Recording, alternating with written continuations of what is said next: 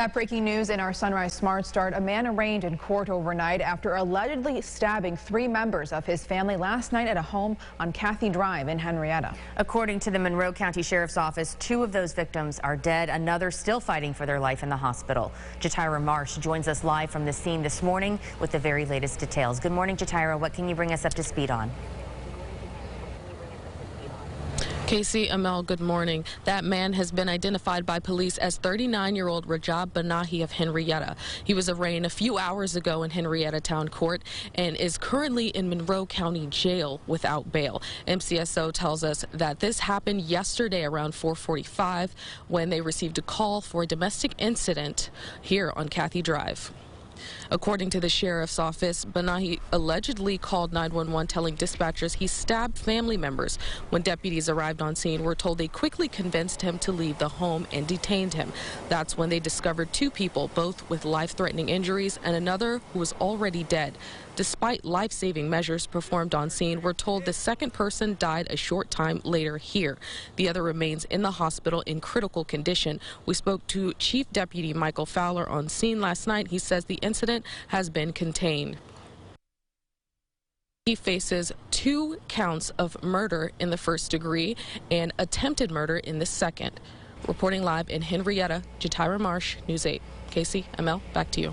Jatira, thank you. Important to note here, police have not identified the victims of this stabbing yet. Once we have that information, we will, of course, bring it to you both on the air and on our website. As always, that's rochesterfirst.com. Darien Street in Rochester is back open after being shut down for most of the day yesterday. Police say their presence there stemmed from a mental health call at the home for a man who appeared to have a gun. The man has since been taken into custody and transported to a local hospital, and the investigation is still ongoing. Happening today, the trial continues for the Irondequoit man accused of murdering his girlfriend, Lisa Schuler, in May of 2021. Seth Larson is charged with murder and 2 counts of concealment of a human corpse and has pleaded not guilty to those charges. Opening statements began yesterday. Prosecutors say Larson dismembered Schuler's body, leaving only her torso under a blue tarp in his backyard and disposing the rest of her body in a pond. The state also claimed the home was splattered with Schuler's blood and someone had tried to dig a hole in the basement. That Larson withdrew money from his bank account, bought burner phones, and fled to West Virginia. Meanwhile, the defense argued the investigation was limited, only focusing on Larson and not any other potential suspects. Also pointing out Larson was a Little League coach and that he turned himself in West Virginia. One neighbor testified, saying Larson shaved his head after Schuler's murder and changed his style before fleeing to West Virginia. New York State Police identifying the driver they say was involved in a chase and crash yesterday in Chile. State police say they attempted to stop 38-year-old Bradley Jerry for traffic violations as well as 12 outstanding warrants. We're told Jerry did not comply and the chase ensued. Jerry eventually allegedly hit an uninvolved SUV. The woman in that SUV as well as Jerry and his passenger were taken to the hospital and they are expected to survive. The investigation is ongoing and charges are pending. All right, 6:50 right now. We want to check in with James one more time for the forecast. James, no snow or ice on the ground yet, but some rain, so I'm using the word galoshes today because it just makes me smile. Yes, there you go. Some rain to splash around in this morning, but it's going to move out, and we've got some dry time from about 7 a.m. So yeah, in 10 minutes, it may already be dry for you right now through about noon or 1 p.m. and then the bulk of the rain moves through. So we're checking off, let's see, probably a heavy jacket. It's a little chilly out there, but the umbrella and the galoshes as well on the morning checklist. We'll have the 8-day forecast at the end of the show. Amel, how are the roads looking this morning? James, the roads are still looking really good this morning. I'm not seeing too many accidents. Earlier we mentioned an accident on I-490 West. Otherwise, things are looking pretty good out there. All the other main arteries are running on time. So if you're heading out the door this morning, I don't see that you will be having any issues.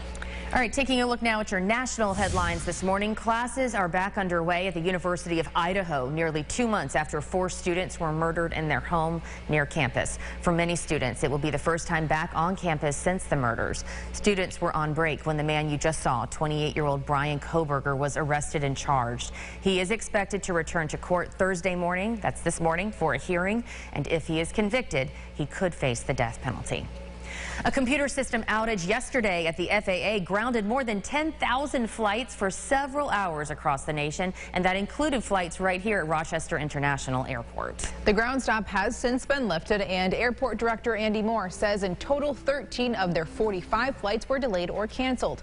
We spoke to passengers as well as the airport's director about the unexpected changes. It made me feel better knowing that they weren't having us fly. It's frustrating, but there's not much we can do about it. So, unfortunately, I have a flexible schedule right now, so everything's okay. If I wasn't so flexible, I'd probably be pretty irate. Those passengers have to get rebooked if they choose. They can always choose to cancel and not fly again, but then they get rebooked. But when are they going to get rebooked? And how are they going to get rebooked? Because the flights later in the day may already be full. Moore went on to say while he knows these protocols are frustrating, they were put in place to ensure safety. Another water main break in the city of Rochester, this one happening around 8 o'clock yesterday morning in the area of Mill and Brown Streets. The city reports crews were able to isolate it within 10 minutes. The break to the 12-inch pipe pushed out more than 10,000 gallons of water per minute. Because it was quickly addressed, the city says a boil water advisory will not be put into place. The Rochester Housing Accountability Coalition is calling for an enhancement to the city's Code Blue policies, which are emergency procedures for the city's homeless population during extreme cold. Advocates say changes could help keep people housed, fed, and clothed for the duration of cold weather events. Some of the changes the group is calling for include expanded hours for warming centers, better communication of the locations of those centers, transportation to bring people to the shelters, and backup locations in case the existing centers reach capacity. The crisis in Buffalo showed that we are not prepared for a severe weather emergency like we saw there, where their infrastructure was overwhelmed. We have folks that are vulnerable in this community that would not survive a crisis like that. We have to put plans in place for a crisis like that that takes into consideration our homeless population, our folks with disabilities, our elderly, and those who are most impoverished. Advocates are also calling for the staff working at the warming centers to be trained in dealing with those affected by substance abuse and mental health issues. News 8 sat down with a former school resource officer to discuss the Rochester City School District's security. Officer Adam Wagner says he believes the relationship between student and officer can truly be a positive one, and the recent incident outside of Franklin High School in Rochester where a student was shot at on campus troubles him.